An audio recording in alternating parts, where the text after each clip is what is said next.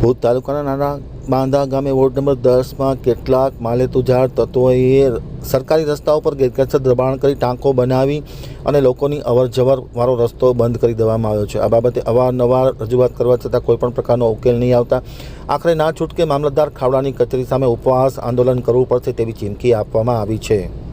ભુજ તાલુકાના નાના બાંધાના ward number 10 મધ્યે મકાન આવેલું છે। 3 વર્ષ પૂર્વે એ મકાનના જે માલિક છે નાના બંધાવાળા સમા મામદ્રીન સુલેમાન એમના ઘરની વચ્ચોવચ્ચ રસ્તા વચ્ચોવચ્ચ સરકારી જમીનમાં દબાણ કરી ટાંકો કરી નાખવામાં આવે છે। આ ટાંકો અડચણરૂપ હોય, ચાલવામાં તકલીફ પડતી હોય ત્યારે ટાંકો દૂર કરવા માટે સંબંધિત સત્તાવાળાઓને છેક 2023ની સાલથી રજૂઆત કરી છે। આમ છતાં કોઈ પણ કારણોસર આ પાણીનો ટાંકો જે ગેરકાયદેસર રીતના બનાવવામાં આવ્યો છે તે દૂર કરવામાં આવ્યો નથી। જ્યારે નાના બાંધાના સમા મામદ્રીન સુલેમાન આ ટાંકો બનાવનાર વ્યક્તિને રજૂઆત કરે છે ત્યારે તે દાદાગીરી કરી અને કહે છે કે મારું સરકારમાં ખૂબ ઉપજો છે, મારું સરકાર કાંઈ બગાડી શકશે નહીં।